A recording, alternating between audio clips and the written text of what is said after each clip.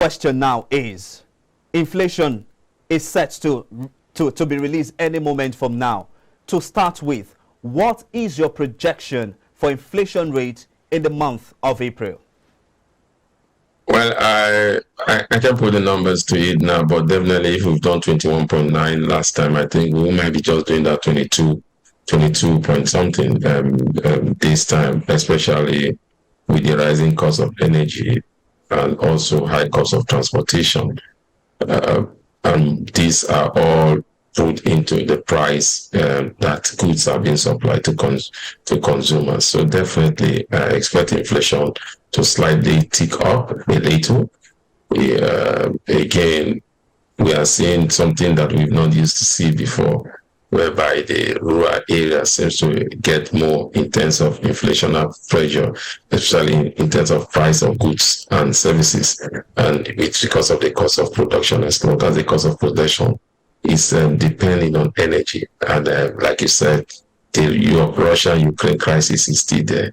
Definitely we continue to battle this inflation. And what we need to know is that inflation as it stands is not just a Nigerian challenge. It has become a global challenge where every bank all over the world, every central bank are trying to see how they can handle inflation. Okay, before we get into the global aspect of it, but let's still stay with our country here, Nigeria. Now, the major drivers of inflation in Nigeria, if you will agree with me, are high cost of transportation, insecurity that has prevented farmers from going to the farm, and fiscal and monetary policies of the federal and the government, to mention but a few. Now, with the fundamentals being exacerbated, going by the poor management of the affairs of the country, what will become the hope of the ordinary Nigeria if inflations continues to accelerate? I pray it doesn't continue to accelerate. There will definitely be a slowdown. Expectantly, we expect to see that slowdown in the second quarter of the year. But if we are not able to achieve that, that will bring the cost of goods to the ordinary Nigerian will be very, very high. And I don't think it's something that Nigeria will be excited about it.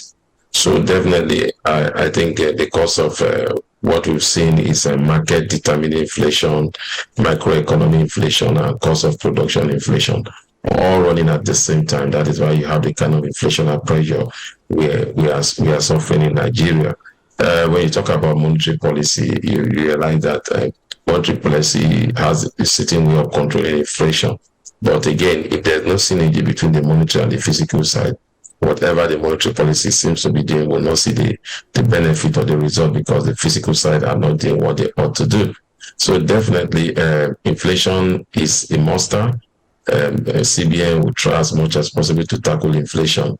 But again, it's still there on the physical side, which is the government to come out with policy that will reduce pressure on their citizens. And some of those policies has to do with coming up with innovative ideas that will definitely begin to have an impact in the economy. And then again, the other one is to increase the earning capability of your people, but that also comes with a cost that could also increase inflation. So when you want to increase earning, maybe you want to pay more salary, then you look at the productive sector, not just increase the salary for every spend of the economy. I think those are things that we've not been doing for a while. And I think if we start doing it, looking at our productivity via inflation, then we'll begin to achieve very good results.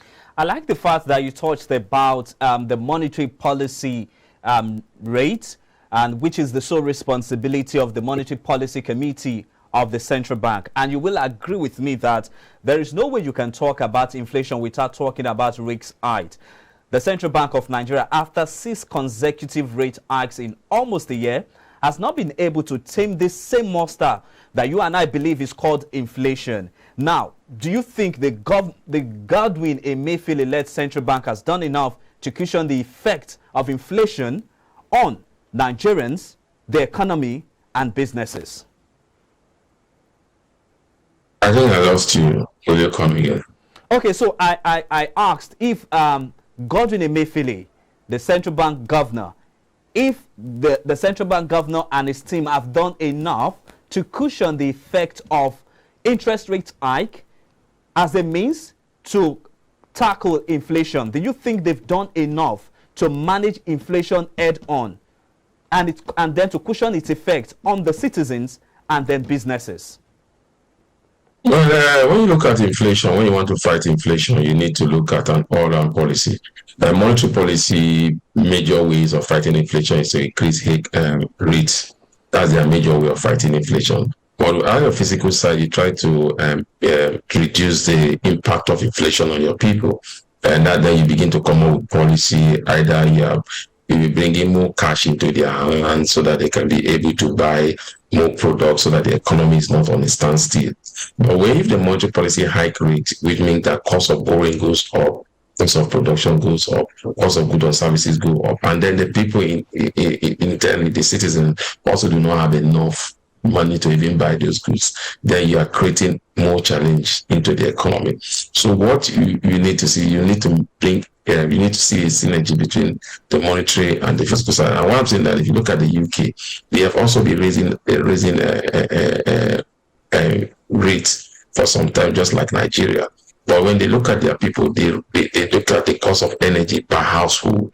And so the UK, that is the physical side, decided that each household will be entitled to 2,000 subsidy for electrical. Okay, we're still trying to get the view of Mukhtar Mohammed concerning inflation. Inflation, no doubt, you will agree with me, has been a monster that has been affecting not just only Nigerians, but also the economy as a whole. And then again, the Central Bank of Nigeria. Okay, I have Mukhtar Mohammed back now. Mukhtar, can you continue with your thoughts? So what I'm saying is that inflationary figures will continue. You need to get the synergy between the monetary and the physical side. You need to see how when the monetary side, their own idea of fighting inflation is to rise rates, and then the physical side will look at how to reduce the impact of rates hike on the economy by providing more subsidy for their citizens, either by increasing salaries so that they will be able to buy goods and services, or by, like in the UK, like I said, they decided that, look, each household will be entitled to 2,500 during winter for energy costs. That will reduce the pressure on them. So inflationary pressures are fought in two ways. The monetary side will always try to hike rate, then the physical side will always try to see how they can reduce the impact of that rate hike on their people. But in Nigeria, you have the challenges of cost of production coming in, macroeconomy coming in, then again. So for us to combat that, we need to do an holistic view, and knowing that most of our goods and services, and especially goods that are naturally used by Nigeria, 80% of those goods. Okay, Mukhtar Mohammed giving us his thoughts on the impact of inflation on the economy, and then he spoke about the variance between the fiscal authority and then the monetary authority, and this has always been an issue where there seems not to be a synergy between the monetary and fiscal authority. So Mr. Mukhtar, can you take it up from there? Why do we always have variance between the fiscal and the monetary authority? And like I said, it happened everywhere. They said the physical authority are independent, so they do what they think they ought to do to create a market, to stabilize the market. The physical side. Okay, even if the network is playing the fast one or not, we're not giving up here. We're still discussing the role of inflationary pressure and on Nigeria's economy. And then again, we're trying to tickle it down to the poor masses. How would this affect the purchasing power of the poor masses? So, Mr. Mukhtar, if you're there, you can go ahead with your thoughts. I said it affects the purchasing power once the masses are not earning more, so definitely the impact on them is much. So it's inflationary pressures. The monetary side will always raise hike, and then the physical side need to see how they can reduce this on their people.